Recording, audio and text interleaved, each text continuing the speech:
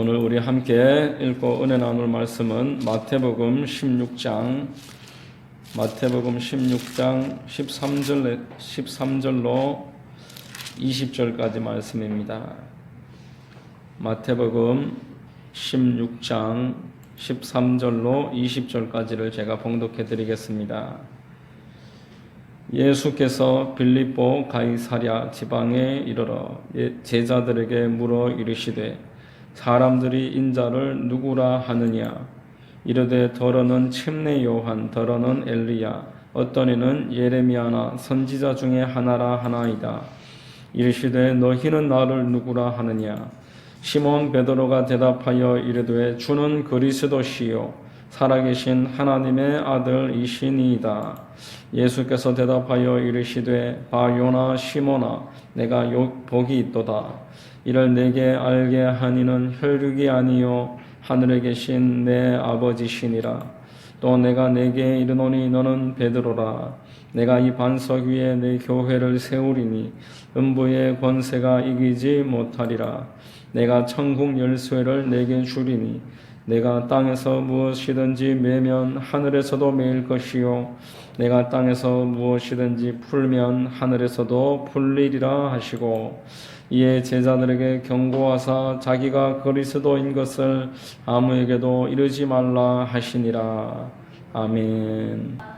이제 봉독해드린 마태복음 16장 말씀을 통해서 내가 천국 열쇠를 내게 주리니, 내가 천국 열쇠를 내게 주리니, 이와 같은 제목으로 하나님 말씀을 전하겠습니다. 성령께서 역사해 주셔서 우리 모두에게 큰 은혜가 가득한 시간 되기를 바랍니다.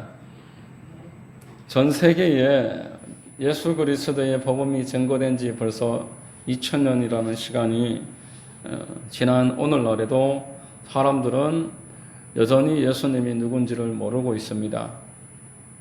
인류의 한 분의 스승 정도로 생각하고 또 뛰어난 종교 지도자 정도로 예수님을 생각을 합니다.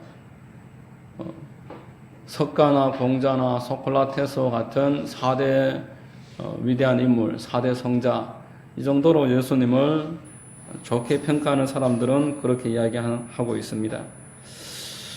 예수님이 당시 활동하실 때 그때 사람들은 예수님을 뭐라고 했겠습니까?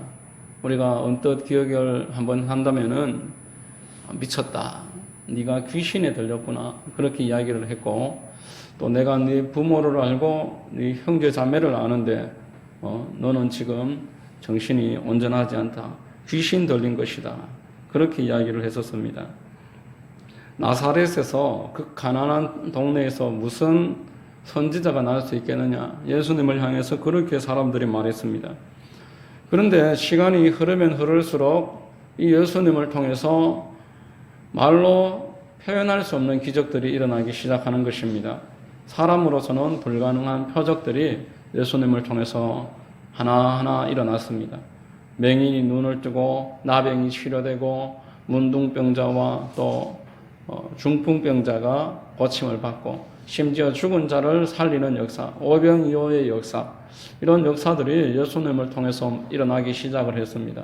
그러자 사람들이 이제 미쳤다, 귀신에 들렸다, 나사렛에서 날 수 없다, 이러한 이야기들은 들어가게 되었고, 그때부터는 헤로드 왕은 내가 죽인 침례 요한이 부활한 것이다, 또 어떤 사람들은 엘리야가 환생한 것이다, 느헤미야나 다른 선지자가 온 것이다, 이렇게 예수님에 관해서 잘못된 이야기들을 하기 시작했던 것입니다.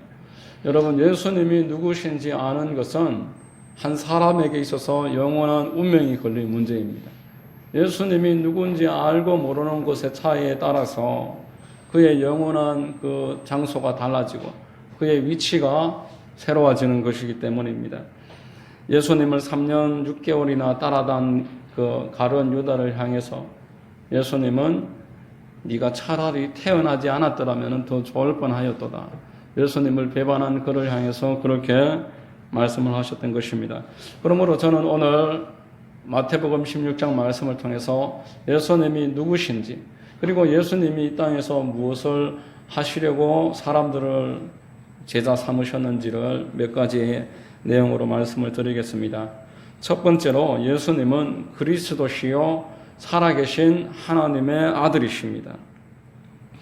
오늘 본문의 배경은 예수님께서 제자들을 데리고 가이사랴 빌립보라는 장소로 이동을 하시는 중이었습니다. 가이사랴 빌립보는 기원전 4년도쯤에 분봉왕 빌립이 그 도시를 재정비하고 그 당시 황제 가이사랴의 이름을 따서 가이사랴 빌립보, 황제에게 내가 바치는 도시다라는 의미로 재정비된 도시입니다. 이곳에는 황제를 기념하는 대리석 사원이 웅장하게 있었습니다. 당시에 신으로 추앙받던 이 황제를 그 이름을 붙여서 기념하는 이 도시 한복판에서 예수님께서 제자들을 데리고 묻습니다. 사람들이 나를 누구라고 하느냐? 본문 14절에 이르되 더러는 침례 요한, 더러는 엘리야, 더러는 어떤 이는 예레미야나 선지자 중에 하나라 하나이다. 그래, 그렇구나. 그래, 너희들은 그런데 나를 누구라고 하느냐? 16절에 베드로가 이렇게 대답합니다. 시몬 베드로가 대답하여 이르되 주는 그리스도시요 살아계신 하나님의 아들이시니이다. 여러분, 이 베드로의 고백은 참으로 의미가 깊은 선포입니다.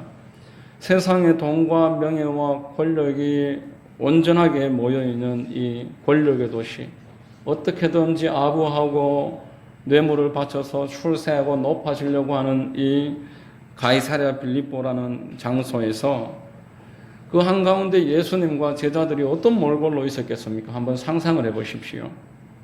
남루하기 짝이 없었을 것입니다. 사람들이 볼 때 이들은 이 사회 부적격자로, 광신자로 판명될 그런 모습이었습니다. 그들에게는 돈도 없었고 집도 없었고 학력도 학벌도 아무런 명예도 없었습니다. 마태복음 8장 19절로 20절에 보면은 한 서기관이 나와 예수께 아뢰되 선생님이여 어디로 가시든지 저는 따르리이다. 예수께서 이르시되 여우도 굴이 있고 공중의 새도 거처가 있으되 인자는 머리 둘 곳이 없다 하시더라. 여우와 공중에 나는 새를 비유로 하니까 낭만적으로 보일지는 모르겠지만 아무것도 없다라는 그런 말입니다. 나를 따르려면은 다 버리고 고생할 각오를 하고 세상 가치관에 대해서는 전혀 관계없는 사람이 되어야 한다라는 것을 이렇게 표현을 했던 것입니다. 지금 가이사랴 빌립보 이 도시의 한복판은 오늘날로 치면은 대도시요 수도권과 같은 지역입니다. 이 물질 문명과 어떻게든 권력을 편승해서 출세하려는 그런 생각들로 가득 차 있는 사람들이 있는 곳에서 예수님이 제자들에게 너희들은 나를 누구라고 생각하느냐라고 했을 때 하나님의 아들이시여 주는 그리스도이십니다 라는 이 믿음의 고백이 예수님을 참으로 기쁘게 했습니다. 3년 동안 동고동락하면서 제자훈련을 했던 보람을 느끼셨던 것 같습니다. 이에 본문 17절에 예수님이 이렇게 표현을 하십니다. 예수께서 대답하여 이르시되 바 요나 시모나 내가 복이 있도다. 이를 내게 알게 한 이는 혈육이 아니요 하늘에 계신 내 아버지시니라. 요한의 아들 시모나, 네가 참으로 복이 있는 사람이다. 이 황제의 도시 한복판에 남루한 모습으로 정처 없이 남들이 볼 때는 참으로 형편없는 몰골로 사역자라는 이름으로 살아가고 있지만 너야말로 참으로 복된 사람이다. 너를 이 자리에 인도하시고 예수 그리스도를 하나님의 아들이라고 믿게 한 것은 너로부터 일어난 생각이 아니요 하나님께서 너에게 주신 은혜와 축복이기 때문이다. 이렇게 말씀을 하시는 겁니다. 요한복음 6장 44절에 나를 보내신 아버지께서 이끌지 아니하시면 아무도 내게 올 수 없으니 오는 그를 내가 마지막 날에 다시 살리리라. 이렇게 말씀을 했습니다. 하나님께서 불러주시지 아니하시면은 그 어떤 사람도 예수 그리스도께로 나올 수가 없다라는 그런 말씀입니다. 예수님께 나온 그 사람이 성령으로 말미암아 죄를 깨닫고 애통하게 되고 통해 자복하고 회개하면은 성령께서 그 마음에 새 마음을 주십니다. 곧 거듭나게 되는 것이고 그렇게 거듭난 사람이 예수님과 동행하면서 하나님과 기쁨이 되고 하나님께 영광을 올려드리는 신앙생활에 출발을 하게 되는 것입니다. 여러분들이 우연히 전도를 받아서 교회에 다니게 된 것 같지만 사람의 그 권유에 따라서 교회에 발을 디디게 된 것이라고 생각하지만 성경은 하나님이 인도하셨다라고 하시고 또 여러분들이 예수 그리스도를 구주로 영접을 했다라면은 그것은 성령으로 말미암은 것이다. 혈과 육으로 된 것이 아니다라고 오늘 분명히 말씀하십니다. 고린도전서 12장 3절에 성령으로 아니하고는 누구든지 예수를 주시라 할 수 없느니라. 이 물질로 가득한 이 세상 한복판에서 저와 여러분이 이 주일날 예배드리러 모여서 예수님을 주님이라고 고백을 하고 예수님의 말씀을 듣고 배우는 제자로 살아갈 것을 결단한 것은 여러분의 선택이 아니라 하나님이 여러분들을 긍휼히 여기시고 은혜를 베풀어 주시고 성령으로 덧입혀 주셔서 하나님 택함 받은 하나님의 영광을 위해서 인도함을 주셨음을 이 시간 이후로 잊지 마시고 이 큰 은혜와 축복을 마음으로 온전하게 믿고 깨닫는 은혜가 있게 되시기를 바랍니다. 두 번째로 예수님은 이 교회에게 천국 열쇠를 주십니다. 19절 우리 같이 한번 읽어보겠습니다.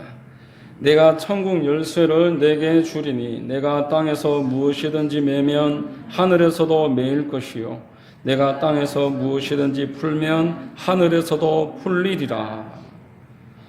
교회가 천국 열쇠를 가지고 있다라는 것이 무슨 말씀이겠습니까? 예컨대 천국에는 출입문이 있습니다. 이 출입문을 열지 않으면 들어갈 수도 없고 그곳에서 아무것도 나올 수가 없습니다. 교회가 곧 천국으로 사람들을 인도하는 출입문이다라는 것을 말하는 것입니다. 성경은 천국과 교회를 같은 선상에 놓고 두 가지를 말씀합니다. 첫 번째는 교회를 통해서 이 세상의 불신자들이 하나님의 자녀가 되어서 천국으로 들어가게 된다는 의미에서 교회의 천국 열쇠가 있다라고 말을 하고 두 번째는 교회가 함께 기도함으로써 천국으로부터 모든 귀하고 복된 것들을 공급받는다는 의미에서 천국 열쇠가 교회에 있다 이렇게 표현을 하는 것입니다. 마태복음 18장 15절로 20절 말씀에 보면은 교회의 천국 열쇠가 어떤 의미인지 오늘 본문보다 더 정확한 모습으로 설명을 하고 있습니다. 우리 15절부터 20절까지 같이 한번 읽어보겠습니다. 내 형제가 죄를 범하거든 가서 너와 그 사람과만 상대하여 권고하라. 만일 들으면 내가 내 형제를 얻은 것이요 만일 듣지 않거든 한두 사람을 데리고 가서 두세 증인의 입으로 말마다 확증하게 하라. 만일 그들의 말도 듣지 않거든 교회의 말하고 교회의 말도 듣지 않거든 이방인과 세리와 같이 여기라. 진실로 너희에게 이르노니 무엇이든지 너희가 땅에서 매면 하늘에서도 매일 것이요 무엇이든지 땅에서 풀면 하늘에서도 풀리리라. 진실로 다시 너희에게 이르노니 너희 중의 두 사람이 땅에서 합심하여 무엇이든지 구하면 하늘에 계신 내 아버지께서 그들을 위하여 이루게 하시리라. 두세 사람이 내 이름으로 모인 곳에는 나도 그들 중에 있느니라. 아멘. 교회가 가지고 있는 권세에 대해서 명확하게 말씀해 주고 있는 것입니다. 교회가 아무나 아무렇게나 정죄하고 또 자기 뜻대로 그냥 용서하고 그렇게 한다는 그런 말이 아닙니다. 하나님의 말씀에 입각을 해서 분명한 죄가 무엇인지 선포를 해서 정죄하고 또 하나님의 말씀의 방법으로 이 죄를 용서받는 방법과 그 수단을 소개하기 때문에 그렇게 함으로써 천국 열쇠가 교회에 있다라는 것입니다. 앞서 예수 그리스도께서 하나님의 아들이시요 살아계신 하나님의 아들이시며 그리스도이시다라는 것은 스스로 깨닫게 될 수 없고 사람에게서부터 전달되는 것이 아니다라고 말했습니다. 하나님께서 그 사람을 택하시고 그를 성령의 방식으로 인도하셔서 하나님께 나오는 것입니다. 그러므로 교회의 첫 번째 사명은 말씀을 전파하는 것입니다. 그 말씀을 전파해서 세상에 방황하고 있는 사람들을 구원에 이르게 해야 할 책임이 교회에 있는 것입니다.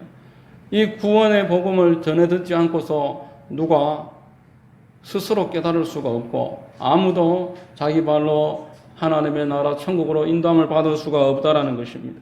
로마서 10장 13절 말씀에 누구든지 주의 이름을 부르는 자는 구원을 받으리라 라고 말씀을 했고, 그런즉 그들이 믿지 아니하는 이를 어찌 부르리요, 듣지도 못한 이를 어찌 믿으리요, 전파하는 자가 없이 들으리요, 이렇게 말씀을 했습니다.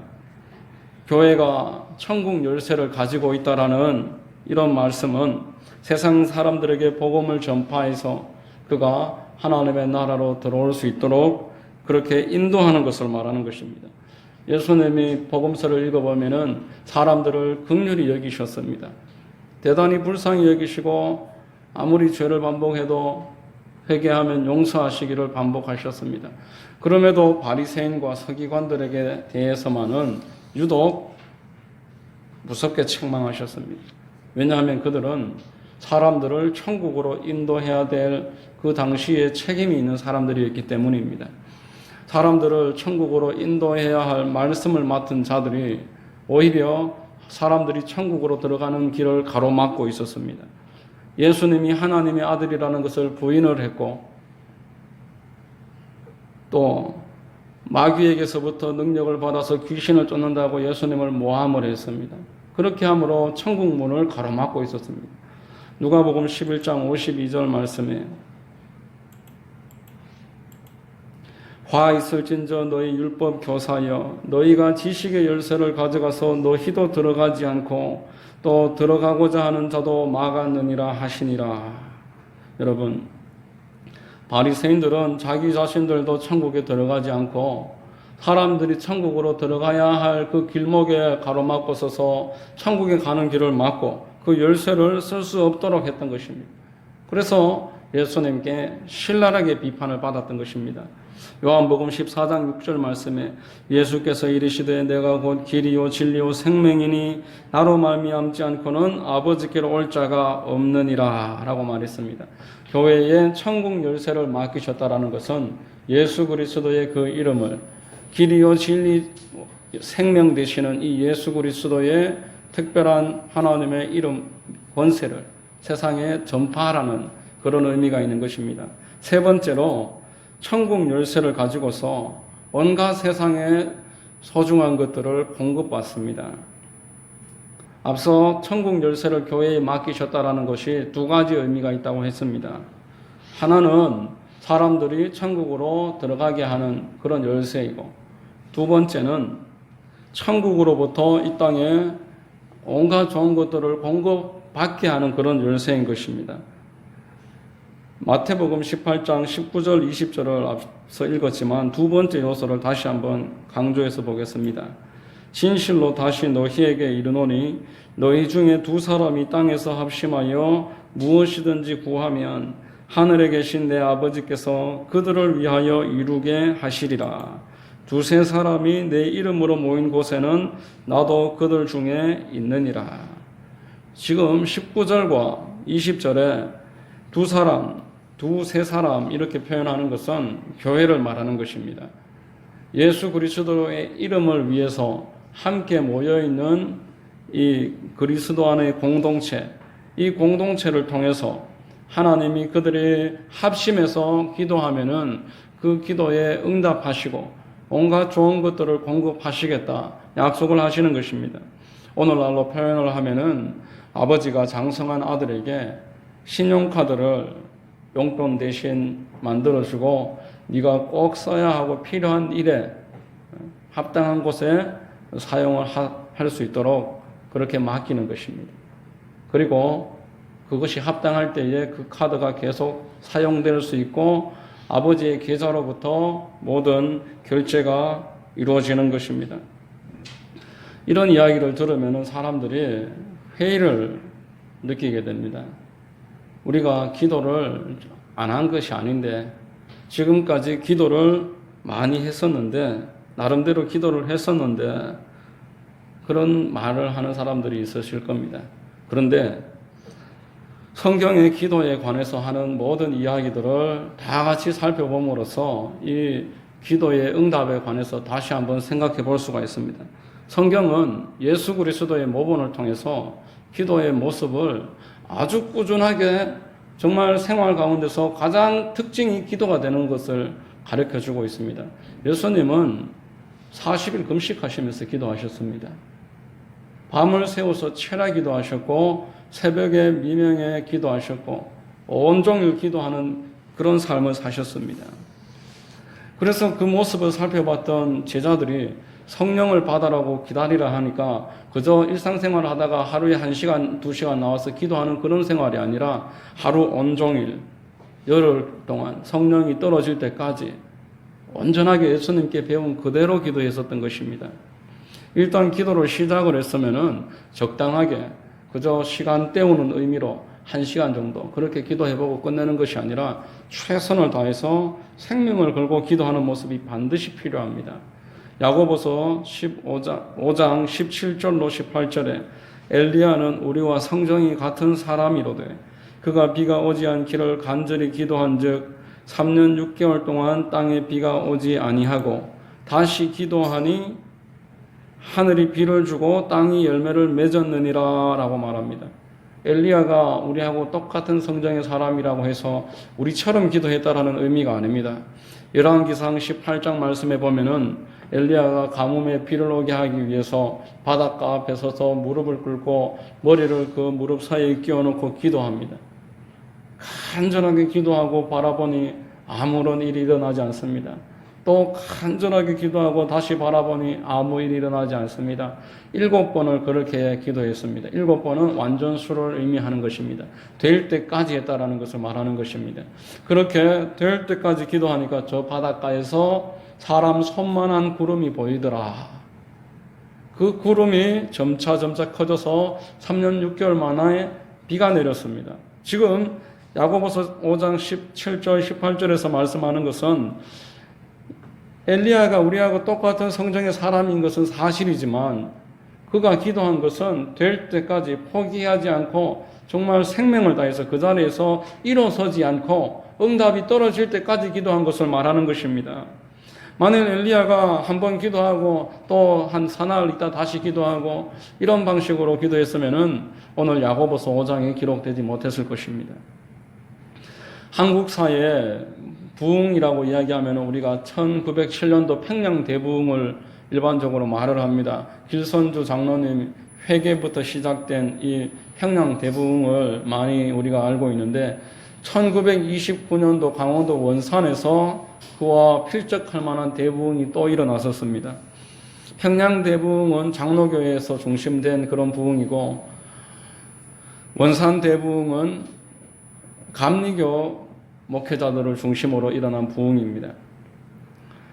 감리교 목사이면서 원산 대부흥 운동의 그 주역이었던 이용도 목사님의 그 평전을 제가 지금 구해서 읽어보니 참으로 도전되는 내용이 많습니다. 이분들이 신학생 때 집에서 자는 날보다 산에 올라가서 기도하면서 엎드려서 자는 날이 더 많았다라고 합니다.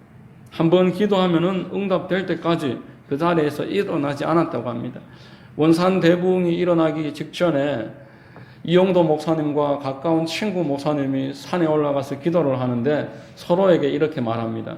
자, 우리 굴에 들어가서 같이 기도를 하는데 서로가 서로에게 아무리 기도를 빨리 마쳐도 먼저 내려가자고 말하지 말고 상대방이 일어나기 전에는 깨우지 말고 기도하기 전까지 기다려주고 누가 와서 전가를 건네도 기도 방해하지 못하도록 서로 그렇게 하기로 결정을 하고 굴 안에 들어가서 기도를 하는데 두 사람이 먹지도 자지도 않고 엎드려서 일주일 동안 성령 받기 위해서 기도했습니다.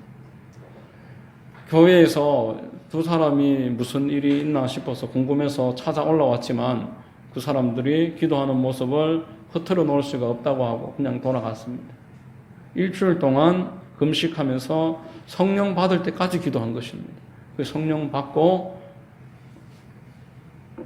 1929년 원산 대부흥을 이끌었다라는 것을 그의 일기를 통해서 지금도 기록을 남기고 있습니다. 일제시대에 그 힘들고 어려웠던 1929년도에 한국교회에 큰 위로가 필요할 때에 우리 선조들은 그렇게 기도했습니다. 일주일 동안 산에서 엎드려서 잠도 자지 않고 먹지도 않고 성령 받을 때까지 오로지 기도에 힘썼던 것입니다. 우리가 하루에 한두 번 기도하고 기도를 충분히 하고 있다고 생각하는 것은 성경에서 알려주는 우리와 성경이 똑같다라고 했던 엘리야의 기도와는 차이가 있는 기도라는 것을 우리가 다시 한번 생각을 해야 될 것입니다. 하나님은 물러서지 않고 인내하면서 기도에 몰입을 하면은 늘 그 기도에 응답하십니다. 모든 필요가 기도를 통해서 온전하게 공급되는 것입니다.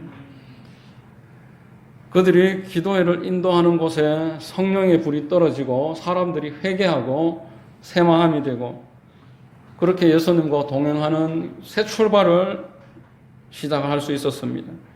성령은 그리스도인들을 부르신 하나님께서 그들을 부르셨고 그들을 천국 백성 삼으셨을 뿐만 아니라 천국 열쇠를 그들에게 맡기셨다. 오늘 말씀을 하고 있습니다. 믿음과 말과 생각이 천국의 열쇠이며 또 오늘 집중적으로 살펴봤던 이 기도가 천국의 열쇠입니다.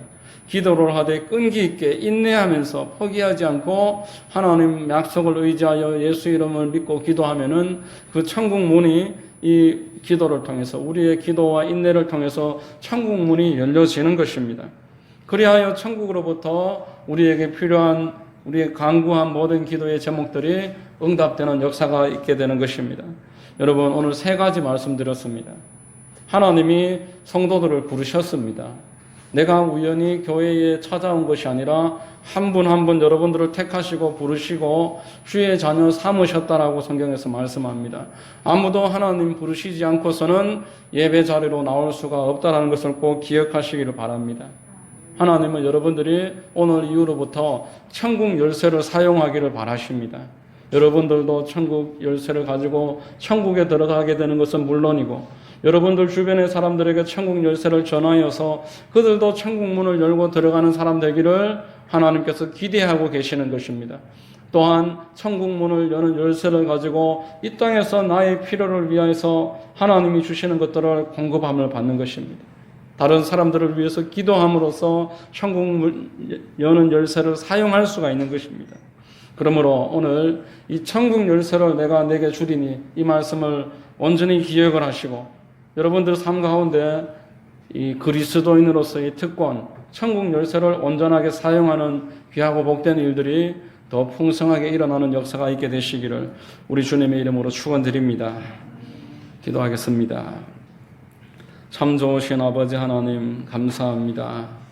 오늘 이 천국 열쇠를 내게 주리니라는 말씀을 통해서 하나님이 우리를 택하시고 부르셨고 천국 열쇠를 맡겨주셨고 천국 문을 열고 들어갈 뿐더러 그곳에서 모든 필요를 공급받는 생활이 그리스도인의 특권임을 다시 한번 깨닫습니다.